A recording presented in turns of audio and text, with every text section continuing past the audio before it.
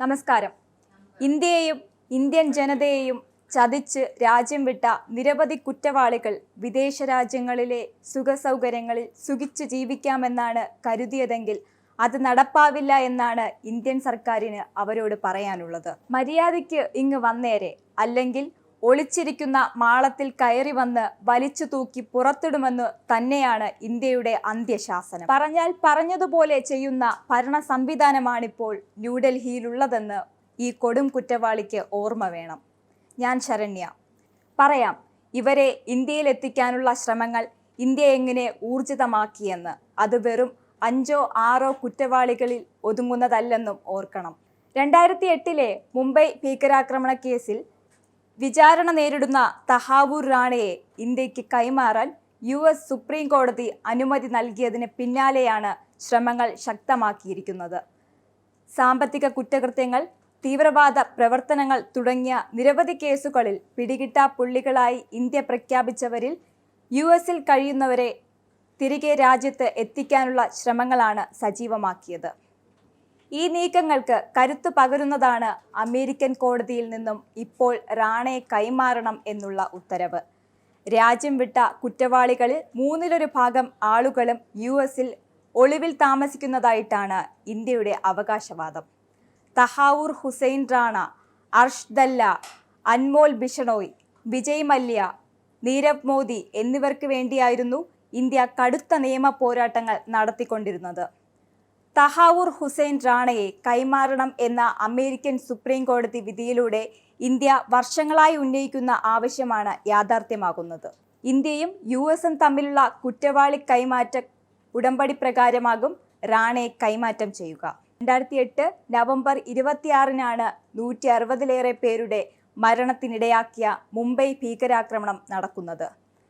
പാക് ഭീകര സംഘടനകൾക്കു വേണ്ടി ആക്രമണം നടത്താൻ US പൗരൻ ഡേവിഡ് ഹെഡ്ലിക്കൊപ്പം ഗൂഢാലോചന നടത്തി എന്നതാണ് റാണയുടെ പേരിലുള്ള കുറ്റം. ഭീകര സംഘടനയായ ലഷ്കർ-ഇ-തൊയ്ബയ്ക്ക് സഹായം നൽകിയ കേസിൽ 2011 US കോടതി റാണയെ ശിക്ഷിച്ചിട്ടുണ്ട്. നിരോധിത സംഘടനയായ ഖലിസ്ഥാൻ ടൈഗർ ഫോഴ്സിന്റെ യഥാർത്ഥ തലവനായ ഖലിസ്ഥാൻ ഭീകരൻ അർഷ്ദീപ് സിംഗ് ഗിൽ എന്ന അർഷ്ദല്ല കാനഡയിലാണ് കഴിയുന്നത്. 2004 ജനുവരിയിൽ ഇന്ത്യ ഇയാളെ ഭീകരനായി പ്രഖ്യാപിച്ചിരുന്നു.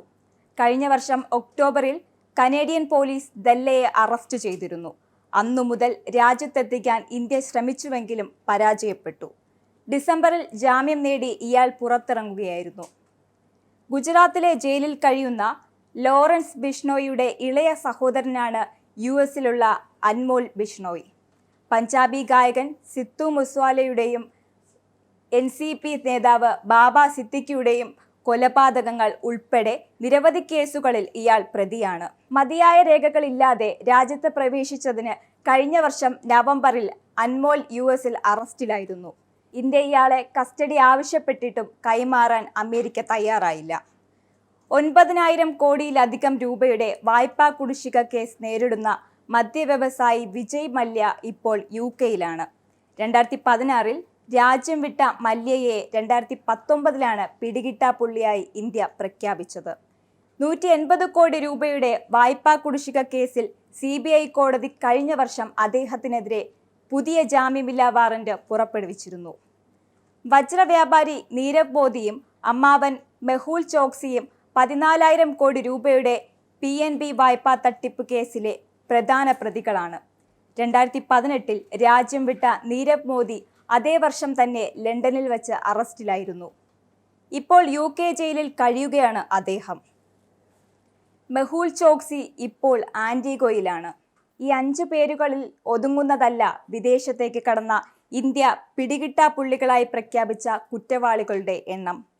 UK-യിലുള്ള ആയുധ ഇടപാട് കൺസൾട്ടന്റായ സഞ്ജയ് ഭണ്ഡാരി, ദുബായിൽ അറസ്റ്റിലായ മഹാദേവ്, വാതുവെപ്പ് ആപ്പിന്റെ പ്രൊമോട്ടറായ സൗരഭ് ചന്ദ്രാകർ ഉൾപ്പെടെ നിരവധി പേർക്ക് വേണ്ടിയുള്ള നിയമ പോരാട്ടം ഇന്ത്യ തുടരുകയാണ്. മറ്റൊരു വീഡിയോയുമായി വീണ്ടും കാണാം. നന്ദി.